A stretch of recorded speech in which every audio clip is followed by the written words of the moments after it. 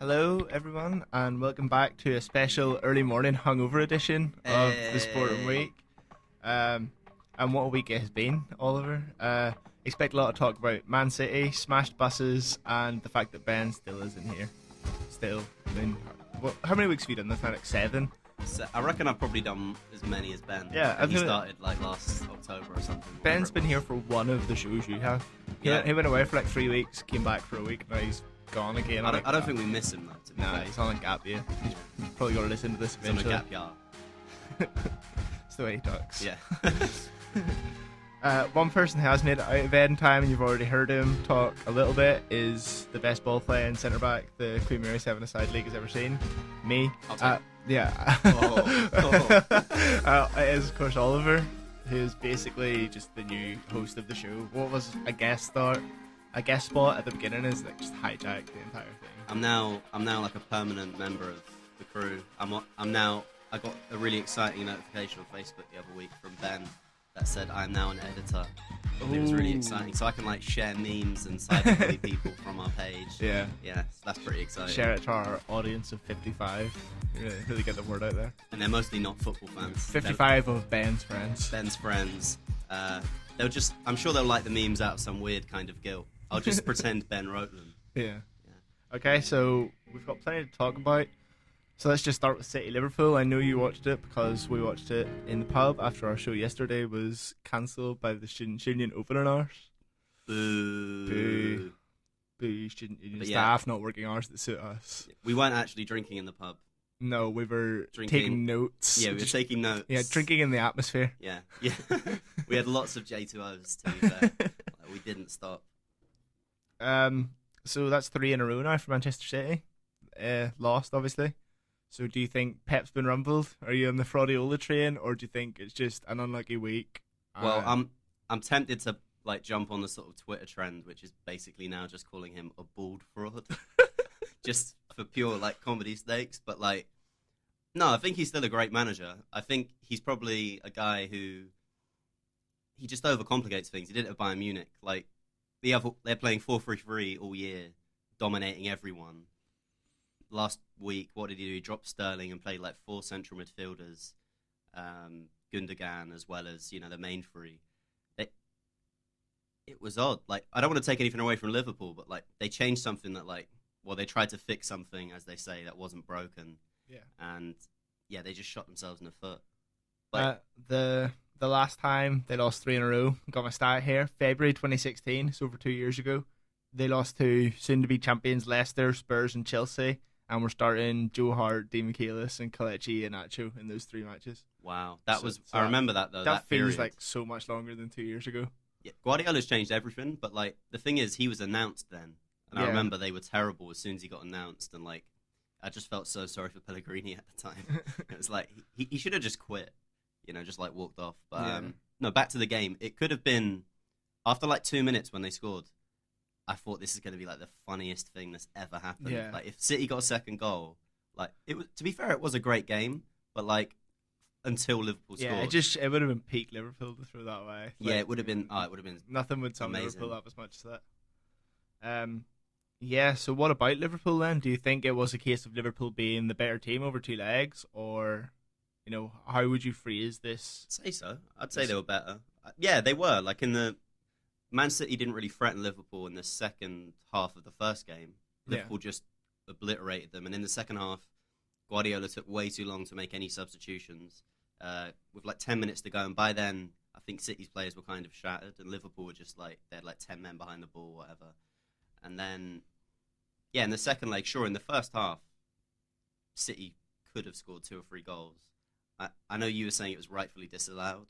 But like, I don't know that but rule. In hindsight, it isn't because it came off James Milner. Oh, it came off Milner? Yeah, we didn't see that at the time, and like the commentators didn't point it out at the time, but it came off Milner. Oh, so it should have stood? So it should have stood, yeah. Oh. Well, yeah, like, it definitely, and like, it just had all the makings of a great game in like the first 10 minutes, like first half an hour, disallowed goal. The whole Van Dijk thing was ridiculous where he like said he got fouled. Even Klopp after the game, I was looking at his interview this morning, he said that was never a foul. He said he should never ever, like, you should never stop defending when someone like touches you, and he said it wasn't a foul anyway. So like he was really honest. I'm sure if like Liverpool lost the game, he may have not been as brutally honest as that. But Van Dijk was amazing. Like he's improved everyone in that team. Yeah. So do you think Liverpool the Champions League? Do you think they can sit back, defend, and just let Salah and Mane do it on the counter? Well, I mean, as long as if anyone can Liverpool the Champions League, it is Liverpool. Yeah. That's a given. But I don't think anyone's that good in the Champions League this year. Bayern Munich, they keep winning games, but they brought back like Jupp Heynckes, and he's like a very old school Ancelotti type coach who just sort of says, I don't need to tell you to do much. I'll just put you out on the field. You're professionals. You know what you're doing. He's not like Guardiola and Klopp who like micromanage stuff. I mean, it was before Heynckes, but their sort of big Champions League match this year so far was against PSG, and they lost 3-0 in the group stages. I mean, they're quite an old team. Like they're a very old team actually. Yeah. And especially their front line. Like I know Robin and Ribéry still excellent, and they can bring in people like Kingsley Coman and James Rodriguez and stuff. Or James Rodriguez. I'm sorry. But, like, I don't think there's a team who are that good. You just expect that, like, experience will come through, and, like, Bayern Munich and Real Madrid will sort of know how to do this, especially Real Madrid. Because, like, Real Madrid, even the years they have won the Champions League, you look at them and go, they're not that good. Like, they're not, are they a pressing team? No. Are they a possession team? No. Are they a counter-attacking team? No. There's no real, like, identity to how they play. It's just... They've got so many like personalities and so much like technical talent that I would expect them to beat Liverpool. Yeah. I can definitely see Liverpool beating them. I'm not saying they can't. It's just that it feels way too early that Liverpool are at this level. Like you look at their midfield, it's quite poor. Their defense, even though it was really good at the weekend, last night, their defense in terms of personnel is quite poor. Oh yeah, they've got quite a poor squad. I would actually argue in the top 6 in the Premier League. Well, they've definitely got the least depth in positions, and they've probably got the weakest defence in terms of personnel. Although maybe Arsenal now are catching up with them, especially now that Van Dijk's could you imagine sort of the way they're playing, sitting back and then trying to blitz them on the counter, sitting back and soaking up that pressure? You've got Ronaldo running at Trent Alexander-Arnold. Like, I mean, he's been good in the 2 City games, but the season as a whole, he's been quite sort of error-prone. And this sort of post-Coutinho Liverpool. Like, what Liverpool lack as well is, like, a guy who can, like, break down defences just by dribbling at them. Whereas yesterday I actually thought De Bruyne and Silva, especially Silva, he was pushed out wide, so he couldn't really run at anyone. And if you're playing against a team who just sit back like Liverpool did, I think Modric and Kroos and, like, Asensio or Bale, they can all dribble Benzema. I feel that they could just run through Liverpool in a way that, like, Man City just couldn't yesterday. But Liverpool yesterday were defending so deep that they were inviting the cross, then they'd swing the cross in, and Van Dijk's going to beat Jesus in the air 100 times out of 100, but he's not going to beat Bale and Ronaldo 100 times out of 100. No. If they invite that kind of pressure, I don't think they'll be able to cope with it against a more physical team. In fact, like, because they're quite an old team, Real Madrid as well, or they're quite a slow team. Apart from Ronaldo, there's not actually a lot of pace in that team at all. I'm trying to think if there's anyone who's that quick. Bale? They don't really play him, and I don't think he's quite as quick as he was. Like he's not as quick as he's like. He's still rapid though. Like he's still he's in the top sort of 3% of footballers. Yeah, true. But I don't know. I feel like their pressing game, they could really hurt Real Madrid if they do do the first leg performance basically. That approach, the pressing, the attacking. I think they could do that against Real Madrid, and because Real Madrid, I think a lot of why they win so many games, they're all big teams at that level. Win games like this where like the other team they're playing against just sit in their own box and like hope they don't win and like hope they don't score. Liverpool can't do what they did against Man City yesterday. No. I don't. Okay, so moving on from the hypotheticals to the actual happenings, the miracle in Rome. Yeah. We should have done like what the commentator did yesterday. Sorry, yeah. The Greek gods have arrived. Greek god in Rome. Yeah. It was incredible. We were watching the wrong game. Like where we were, it was just Liverpool, Man City. Even though the final 35 minutes of that game, there was nothing to play for. No point. But I was just following it on Twitter, and my dad was sending me text updates of like Roma scoring, and like I always want them to do well because like I've been to a Roma game, so they're technically like my Italian team.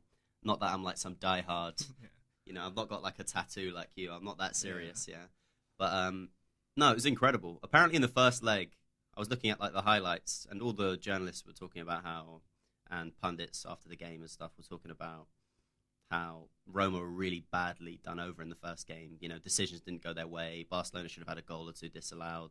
They should have got a penalty, Roma. And they were not the better side, but they were very much in the game.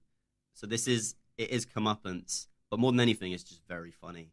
You know, like looking at Messi after the game and like Iniesta, it just didn't compute with them at all. Like that they'd lost that game. I watched the sort of highlights of it, like extended highlights this morning. Dzeko was amazing. He was so good. I've always thought of him as like a sort of luxury Giroud.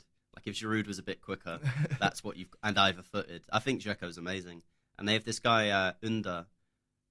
He sort of came in. I think they got him in the summer as like a replacement for Salah, but didn't really start playing him till around Christmas time. He's amazing. He's like a left-footed right winger, exactly like Salah. He's so quick. He comes on with like 30 minutes to go, and they scored 2 goals, I think, when he came on yesterday. And I think they're actually a really interesting team because in terms of personnel, their defence, midfield, and goalkeeper are better than almost every team's. Certainly, not their midfield's not better than Real Madrid's, but like if you look at their personnel on paper, they're almost as good a team as Liverpool. In fact, I reckon 7 Roma players would get into 5 or 6 could get into Liverpool's 11. Shout. Well, no, like Nainggolan, Strootman, even De Rossi he was amazing yesterday. He scored a penalty. The whole game he was amazing. Like I was looking at the stats, like a highlights reel, just his performance. He's still like really, really good. And Liverpool, I still don't think their midfield's that good. Probably you'd pick Chan over De Rossi now. But apart from that, I'm not sure anyone else would get in. Their defence is definitely better, and Alisson's been like the best goalkeeper in Europe. Yeah, he's actually quite heavily linked with Liverpool. Yeah, I think though Karius has improved so much, and Liverpool do need outfield players. Like Karius, he was like really highly rated. Like listening to like the Totally Football show, David Priest, who always goes on it, or Priest when he always goes on it, was talking about how brilliant a signing he was and how he thought he'd do really well at Liverpool. But as soon as he's got like an experienced defence in front of him, he looks really good. He looks like a different keeper since January. Yes, I don't think they're going to spend 50, 60 million on Alisson now. When they probably still need another midfielder. They probably need a backup forward. Well, they've got Naby Keita coming in for midfield. He's just like Naby Keita. I think is like the best midfielder in Europe. I think he's incredible, but he's still not. He'd be wasted in a role like Emre Can's role. You know what I mean? Or like a Fernandinho role if you just said to him, sit in front of your defence. Yeah, but can they not let Jordan Henderson do that? There are better players than Henderson. They should try. This is what I'm saying. There definitely are better players, but Henderson's like a passable Champions League quality player. Oh, totally. But I just think in the summer, instead of spending, now that Karius has improved, they can spend this additional money. They need another centre-back. They can't trust Lovren. Even yesterday, Lovren looked shaky at times. If anyone's going to mess up in that defence, it's going to be him. Oh, totally. They probably need... Do they need a left-back? Not a starting one, because I think Robertson's very good. Can you imagine if they took Alderweireld with his cheap release clause? They could do. I mean, I think the cheap release clause doesn't come in until next summer, but Tottenham don't want to sell him next summer for like 20 million. Cheap, So like, I reckon this year you could get him for like a Mustafi-type price, 30, 35. And like when you consider how shocking like Mustafi is, that's kind of incredible. But Moussa Dembele as well. Sorry to go on like a Tottenham like... Tangent, yeah. But his contract, he's got a year left in the summer, and he said he's not talking to Tottenham about it until after the World Cup. So he's banking on playing really well at the World Cup and playing for Real Madrid next season. He's good enough to play for any team in the world, Mr. Dembele. I mean, Real Madrid really have a habit of signing the players that do really well in the World Cups, don't they? Yeah, and Tottenham players. And Tottenham players, yeah. So say goodbye to Dembele. Yeah. And maybe Harry Kane, if reports are true. Fingers crossed. Yesterday. Yeah, well, it was on Twitter. It could just be... Harry Kane can barely speak English. I don't know how he's going to do, like, the whole Hala Madrid thing they have to do when they sign. I don't think they'll do. I think they'll just make him do... You know that thing where they do where they, like, get the player to, like, do kick-ups and skills for the fans when they first join? They could do that, but, like, don't let him speak afterwards. Let him say, like, Hala Madrid in sign language or something. Just, like, don't let him open his mouth. Yeah, that's the... You know, like, Pochettino for, like, a couple of years... Maybe 3 years or so, had a guy with him in press conferences to like do the translation. Yeah. Harry Kane should just always have that, even in England. Like, have you ever seen when there's like a really regional accent on like the news in England, and they put on like subtitles for someone speaking the English language? Harry Kane needs that. Like, he really, really needs that. Okay, so tonight's games, we've touched on Real Madrid quite a lot. They're playing Juventus. Looks like a done deal. They're at home. They're already 3-0 up. They are at home, aren't they? No, they're away. No, they are away, yeah. But they're already 3-0 up. No. Wait, Real Madrid? Did we? Yeah. They're at home. Yeah. Yeah, I thought Because so. the Juventus fans were clapping. Oh, yeah. So they're yeah. 3-0 up at home. You'd think they're not going to mess that up. Yeah, I can't see Juve winning 3. But then Sevilla and Bayern, Bayern have a slight lead going in, but they're at home. I think Bayern will go through. Sevilla did surprise everyone against Man United, but I do think that was more because United got it so wrong. They were just terrible, United. And Sevilla, they're not that good in like La Liga. No, they haven't won their last 5 games. Yeah, they've been really poor. And I'd be very surprised if they did get through. It would be interesting, and I think for Liverpool, it would just make everything so much easier. And Real Madrid. You say that, but remember what Sevilla did to them in the group stage? Huh? Remember what Sevilla did to Liverpool in the group stage? I still think Liverpool are a different team now, though, with Van Dijk and Karius improving. They're the two. Like, Van Dijk has just made everyone better. So I think Bayern Munich will win, but you can't rule it out just because Bayern Munich, they're not as good as they were under Guardiola. It's a bit of a house of cards. It's like, it looks like it could all like come tumbling down. Their form-wise, they're not great. It's just a team of that like prestige. You expect them just to like walk over Sevilla. And they should really get to the final. Yeah, you would think so, but I mean, I don't really want to see a Bayern Real Madrid final. No. I'd like Liverpool Roma. I want something sort of crazy. I now want Roma to win the Champions League because it would just be amazing. Yeah, Liverpool Roma would be great, but then I'm like a fan of football more than anything. Like I do think a Liverpool Real Madrid final would be incredible. See, on a purely footballing basis, I've said this before with you and Ben. Like if it was a blank team with a blank badge and no history and no fans, I'd want Liverpool to win everything, but I don't like Liverpool fans. Yeah. So I kind of want them to lose the Champions League final on penalties. That would be funny. Yeah, That like would be yesterday hilarious. I wanted Man City to win just because it would have been funny. Yeah. That was only because when the draw was made, I wanted Liverpool to win because I don't really like what Man City are, just this money, evil, like. Yeah, but they do team. that with such like a nice smiley face. Like, how can you be mad at David Silva? I like their players. I really like Guardiola. I wanted Liverpool to win the tie, but as soon as they won 3-0, this just evil part of me woke up and I was like, no, it would be so funny if Man City won this game. Like, it would be hilarious. See, I think if you're going to be the evil oil bunny team, you need to do what PSG do and just sign the biggest and get knocked out of the last 16 in European football, like Neymar. Like, yeah. You don't sign Neymar if you're trying to win public affection. Like, there is no one that likes Neymar. No. Like, even his teammates. Neymar doesn't like Neymar. Yeah. Neymar loves himself enough to cover the rest of the world. Yeah, I think that's fair. He's just fairly convinced he is the best player in the world. Okay, so we'll take a quick break now. Then when we come back, we'll talk about the Premiership and an angry Irishman smashing up buses. Jack. Crazy weekend.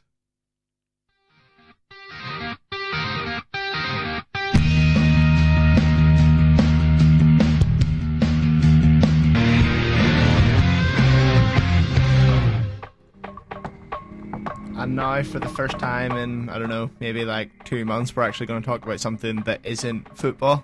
Yay. So, I think I briefly talked about MMA once on here before with Ben, because he was comparing it to boxing. Ben talks about boxing sometimes. Yeah, boxing's terrible. Yeah, I'm on your side. That was my opinion. Yeah. So, this week you might have seen that MMA's most famous and cocaine-riddled face, Conor McGregor, decided to give a bus a makeover using metal dollies, bins, barriers, anything he could get his hands on. Look, when you ignore the violence and all the cocaine, he's a lovely guy. Yeah, he's a lovely guy. He's a gentleman. Yeah. But so Ollie is going to ask the questions that he doesn't understand about the situation, and I'm going to try my best to not justify his actions because I totally disagree with them, but explain them as best I can. okay, my first question. Yeah. What does MMA stand for? Mixed martial arts. Ooh, okay. Okay, that's a good place to start. Yes, that's it. Yeah. I thought we were going to go in at a higher level than this, I'll be honest. What is a Conor McGregor? No.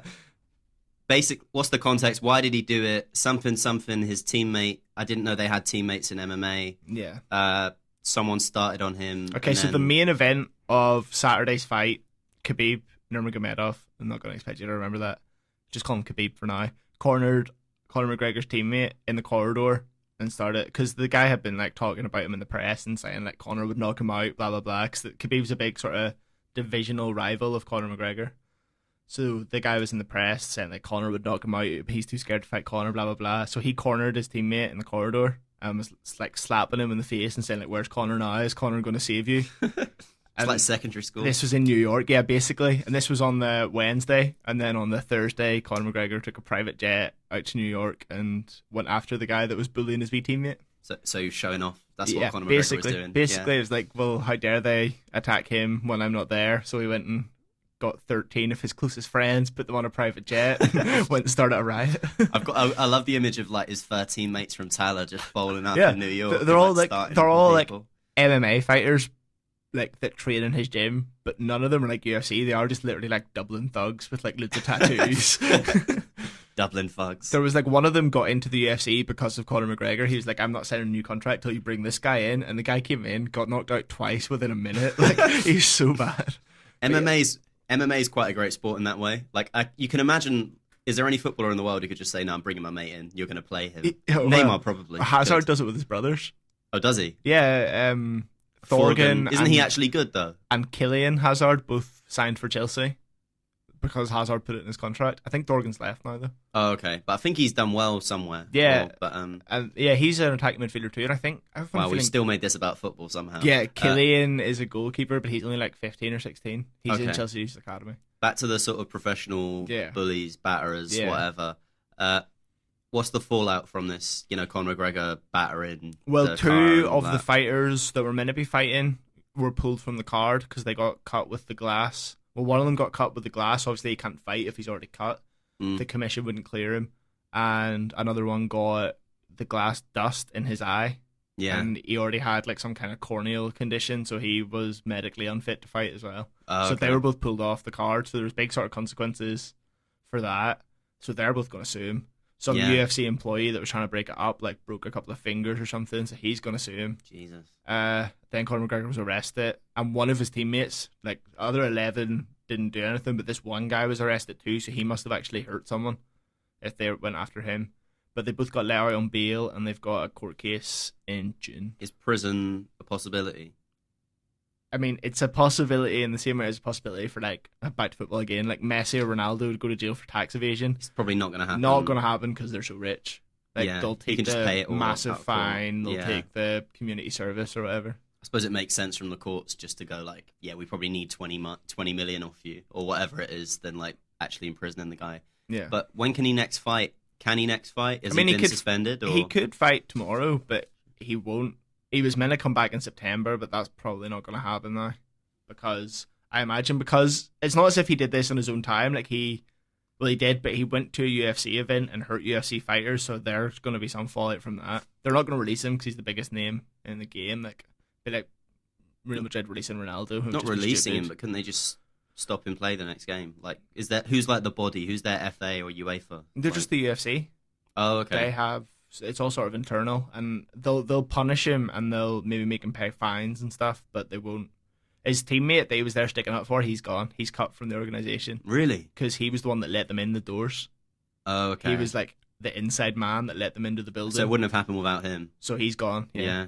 But Conor McGregor will fight again, and he'll probably fight Khabib, the guy he attacked, for millions and millions of pounds. Any chance this is staged? Not like WWE staged, but like McGregor has spoken to Khabib beforehand, and no, it would be great if it was. And the UFC have already got it like cut into adverts. Like I can guarantee you, they're going to promote the hell out of this. But if it was staged, no innocent sort of bystanders would have been hurt. Yeah, that's true. That's true. Yeah, no way it was staged because they genuinely hate each other. Like it's not as if Conor and Khabib would be in on it together. Like they have had a rivalry for years. Like they hate each other. So I don't think it's staged, but they are going to milk it as if it was staged because they've got great footage of it. No, I was looking at the footage. It was mad. Yeah. But silly question. Okay. You have to get two footballers to MMA fight each other. Keenan Vieira is a good bet. Yeah. Any footballers of any gender. Now I don't know who you have. Costa and. I mean, like in terms of technique, is Zlatan not like a Taekwondo black belt? Doesn't he just talk a lot?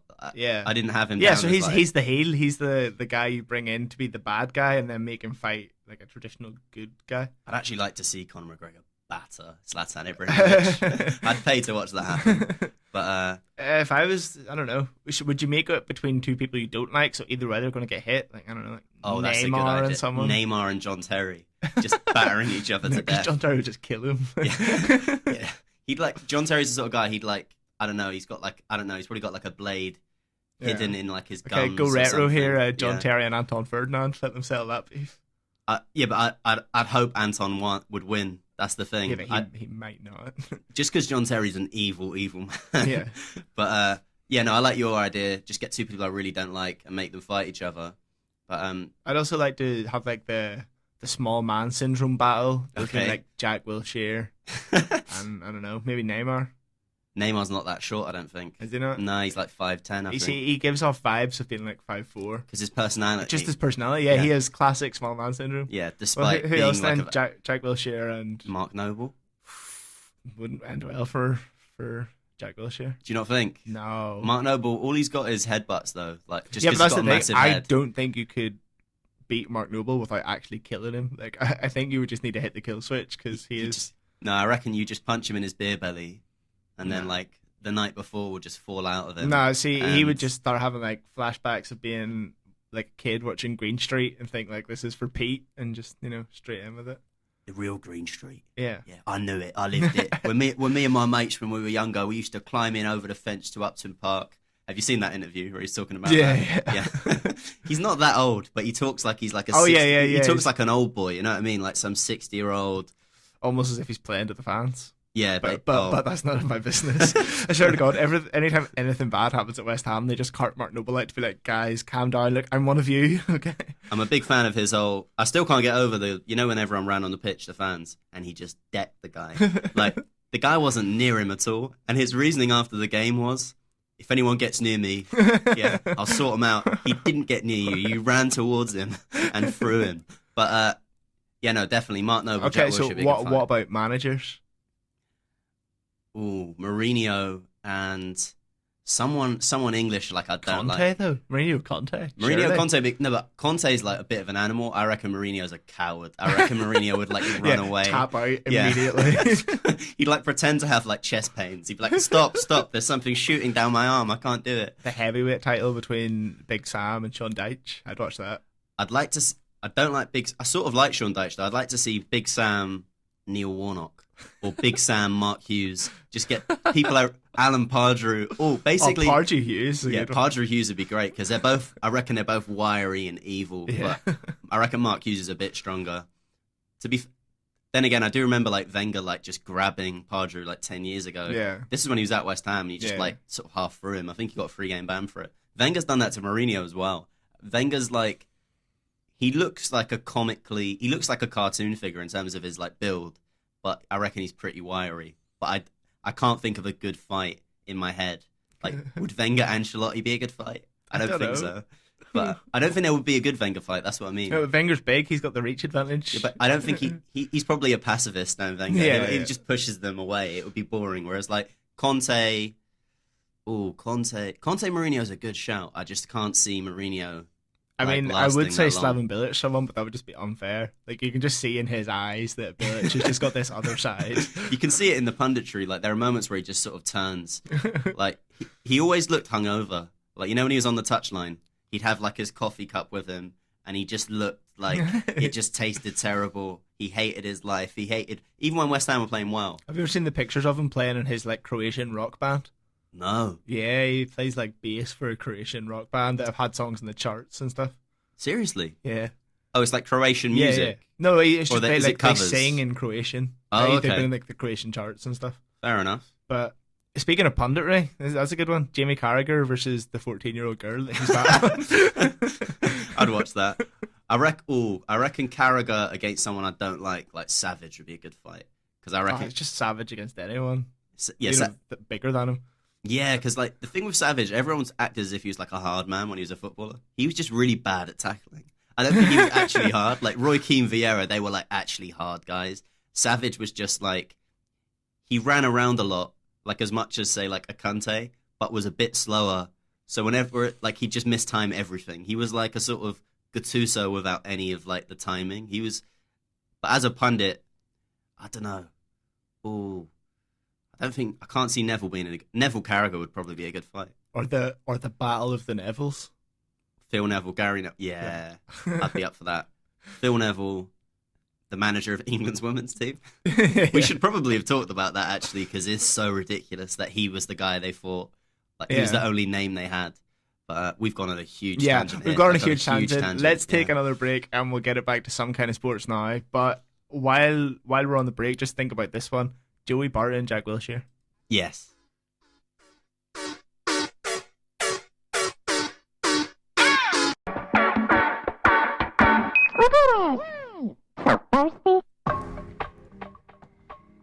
And we're back with actual sports talk and not fantasy fights. Do we have Hopefully, well, we'll see. I mean, we'll see how far we get into this. But, I mean, if we really run out of time, we can go back to sort of hypothesizing. Yeah. So we're going to talk about the Premiership results from this weekend. We'll spare you the ones no one cares about because, I mean, West Brom won, Swansea won, Brighton won, Huddersfield won. Like, we're not going to really go into depth in them. Please. But what are your opinions? And we've already kind of talked about the Man City 2, Man United 3, Company and Gundogan with City's goals, and Pogba double and Smalling with United's. Well, I really wanted Man City to win once again because it would have been very, very, very funny to win against United. I think it might have actually been like the nail in like Mourinho's coffin. It would have just broke him. But great game though. Like, from a neutral's point of view, it was amazing. There's still nothing to play for really in the Premier League. Like, City winning the league in December really took the edge off most games, the most top 6 games since then. Arsenal and Chelsea are just nowhere close. So in the grand scheme of things, it didn't actually matter in any actual sense, but it might give United a lift. And imagine if City did win at the weekend or got a draw. I think they would have won the league even with a draw. What sort of mood and spirit would they have been in against Liverpool? I know that's something intangible and you can't measure it, but it definitely would have helped. And I think it was the fact as well of how they lost, because they were 2-0 up and they knew they had to go into that Liverpool game and not concede, because as soon as they conceded it was game over, and they conceded 3 in the second half. Yeah. Like, that's bound to just hit your confidence for 6. Yeah, I mean, and against United, I mean, Arsenal have won the league at Old Trafford and at White Hart Lane. Man United, I think, have won it at the City Ground. I think they may even won it at Anfield at one point. It is an amazing achievement to win at your rival's place. No, just to beat your rival, in that game. That's incredible. They're having that argument in Scotland at the minute because the way the fixtures were generated, Celtic could win the title at Ibrox. Yeah. But the police have switched the games up for like security reasons, and Brendan Rodgers is like mad saying that they've taken this away from us, basically. That is actually terrible. Yeah. But I know in Scotland, for that game they have to like prioritise like the safety and stuff. Like, yeah, I mean, like, but aren't all the games like really early? They're like 12 o'clock. Oh yeah, 12:30. Yeah, because they know if it's later on, everyone will just be drinking all day. Yeah, it used to be 5 o'clock every New Year's Day. They played each other. Yeah. Yeah, that would be just chaos. New Year's Day, 5 o'clock every year. They schedule it so Celtic would play Rangers. But they were out the night before as well. They're just on an actual bender. Yeah, the players, this was like Neil Lennon's era. Like, as a player, he just would have been out. Was it like an organised thing by the league? Yeah, New Year's it was a proper, like a spectacle of Scottish football thing. Oh, okay. That actually sounds pretty cool. Definitely shouldn't be at 5 o'clock on New Year's Day. Yeah, because they'll still be drinking from the night before, like just straight through. Maybe you could justify it like 12, but again, massive tangent into Scottish football. Yeah, okay. So back to real football. Real, proper football, where people actually know how to pass the ball. So is Pogba good now? Pogba's always been good, but he's a bit like, he's not a second midfielder, he's a third guy.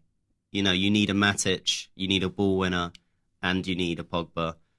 Like, De Bruyne and Silva share that sort of third midfielder role. Pogba could really do with having that. Whenever he's played in the 3-man midfield, he's looked good. He's a very good player, and it's no coincidence that the second United had to chase a game, and Mourinho just like threw everything at them and said, just go for them, attack them. Pogba looked insane. Even more insane than that was the fact that on a week where Pogba scored twice against Man United's biggest rivals and stopped them winning the league, the biggest news story has been his hair. Yeah, now, you're the expert on that. What are your opinions on him playing with blue hair? I don't care. I don't care at all. He was playing for France the other week, so he dyed his hair blue. he's playing against Man City. People say he should have washed the blue out. But if he did, everyone would just be talking about how he spends too much time in his hair anyway. He would have looked ridiculous if he like washed it out and then like re-dyed it back like a few days later. I really don't care. Wow. I mean, if you don't care about hair, it must be a real non-story. No, I only care about having or not having your hair. Yeah. Yeah, what you do with it is none of your concern. Yeah, as long as you've got it. Yeah. Okay, well, other big result, I guess we should probably let you talk about them. Arsenal 3, Southampton 2. Do interrupt me if I carry on. Okay. Yeah, like are you interrupting me now? Yeah, but that's enough. We've said the score. Aubameyang scored and Welbeck scored twice. Yeah. And Long and Austin got Southampton's goals. Yeah, 2 sending offs. Again, it was a non-game for Arsenal. We're not getting in the top 4. We're probably not gonna finish 7th. Burnley probably shouldn't catch up with us. And for Southampton, it was a big game. Arsenal dropped Ozil, Ramsey, Koscielny, basically the spine of the team. And it was an enjoyable game. I was there. The sending offs were really weird. Jack Wilshere started a fight. At his age, he shouldn't be starting one. It was really a nonsense thing to do. Like, it made no sense. Then everyone started pushing each other. El Neni got a straight red card for that, which has since been rescinded because I think the FA knew, even though it was technically he pushed a guy, you can send someone off for pushing someone. Yeah. They would have had to given everyone like a ban because like 5 or 6 players did it. In fact, Arsenal, Kolasinac, I think, pushed someone straight away. Yeah, Wilshere did. He barreling in. Yeah. He's a good shout for football fights, actually. Kolasinac, Diego Costa, that would be very, very cool. I'd watch that. Yeah. But, it was an entertaining game. It was a shame to see Aubameyang come off because he can only actually play in the Premier League. He came off for 20 minutes to go, but I think Wenger's thinking is he cup tied for Europe? Or? Yeah, he can't play. Next year, they're scrapping that rule. Yeah, I heard that. Which totally that makes sense. Yeah. It's not the Champions League he's playing in, it's the Europa League. So I think it's a bit of a mystery to me why you see a place for Welbeck in the Arsenal team? Because he scored twice, and after the game he said, like, I think I've proved I can play with Pierre and Lacazette. Yeah, no, the thing with Welbeck is it's just finishing. He's basically good at everything else, good at dribbling, good at passing. He's got this sort of instinctive understanding of how to beat a defender. Technically, he's got nothing on like Aguero or someone like that, but I can't explain it. I just think he's a very, very clever player. But the second he receives the ball in a goal-scoring opportunity, so like he just overthinks massively. Theo Walcott. Like, basically, Theo Walcott could do nothing except he was really good when he got a chance. Yeah, essentially. And Welbeck's quick as well. I really like Welbeck. When you consider that we've got Aubameyang and Lacazette, you'd imagine that in the summer, Welbeck at his age would be looking to move. What age is Welbeck now? He's about 27. He's missed about 2 or 3 years to injury. In his career, I think he's only got about way under 100 goals, like not even close to 100. It might even be something like 50, which that far into his career is a bit ridiculous. I mean, he'll probably go to the World Cup. He got called up for the last England squad, and his international record's brilliant. But yeah, no, he's a very good player. In terms of Arsenal, he probably will play in the Europa League now because Mkhitaryan, he's out now until, if we get to the final, he might be able to play. That was basically what Arsenal have said. And so you imagine there's a place for him and Iwobi in the team. Jack Wilshere should be dropped, and Mkhitaryan can't play. So I'd hope and think Iwobi and Welbeck will come into the Europa League side. Okay, so what about Chelsea then? Drew 1-1 with West Ham. Azpilicueta scored for them in a really scrappy goal, and then Hernandez equalised. What are your opinions on Chelsea? There were quite strong sort of rumours that Conte was going this week, but he didn't. But, I mean, it's basically a done thing that he's not going to be there next season. The Chelsea's board want to do 6 more weeks of this. Like 6. Yeah. I don't think they could.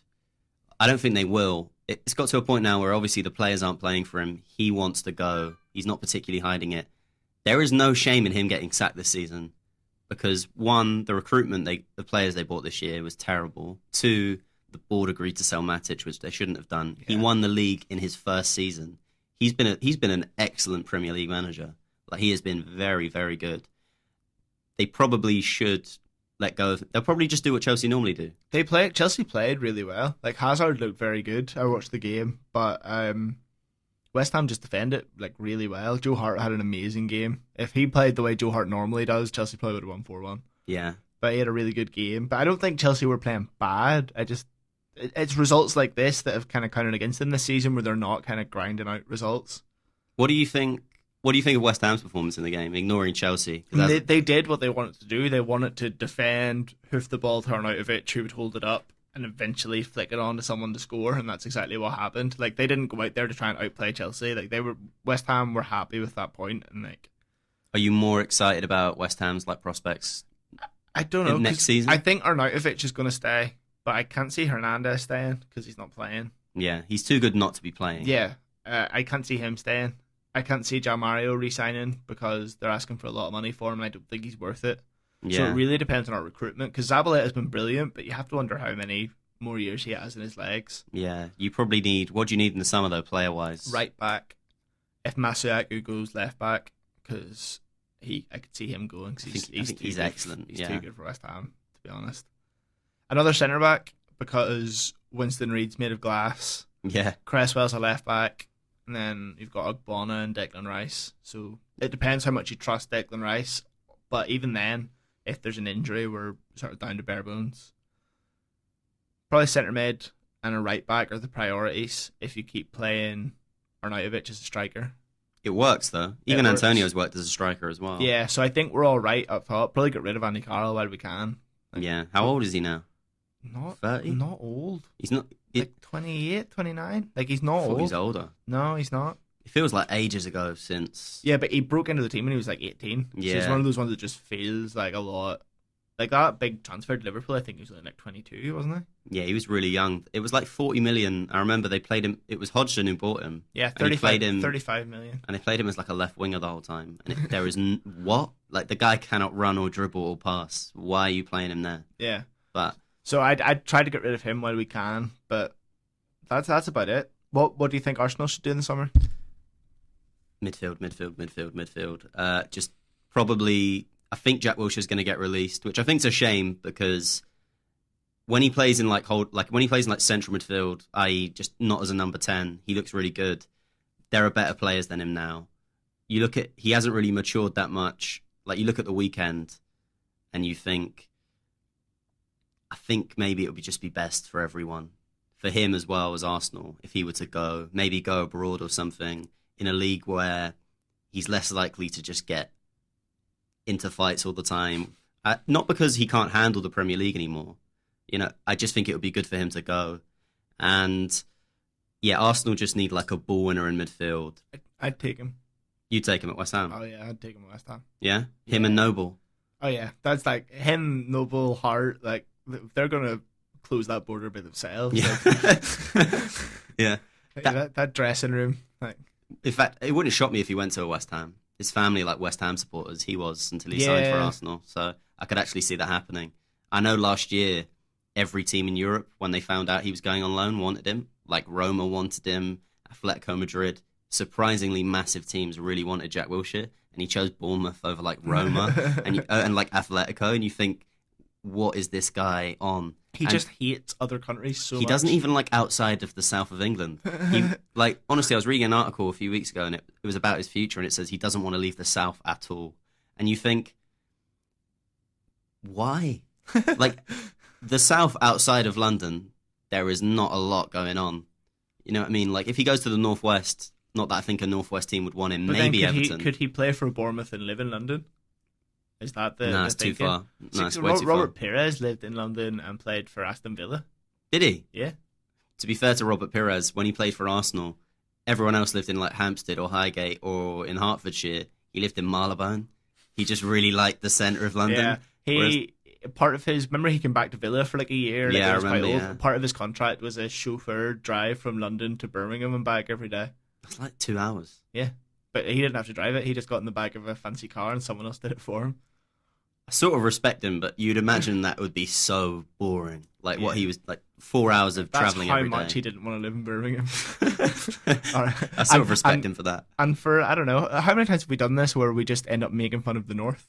But we've done it again. Well, the Midlands, sorry. I was being nice. Nah. I said Jack Wilshere, nah, it's Northwest. Not a place. Jack Wilshere's right. Yeah. And on that note, we're going to have to wrap it up. But next week, this is our new time now, 12 to 1 on a Wednesday. And keep an eye out for the YouTube channel that I'm going home to make right now, where you can find all of our hilarious skits in one place. And our terrible skits as well. Yeah, which is most of them. Yeah. Okay, thanks for listening. Goodbye.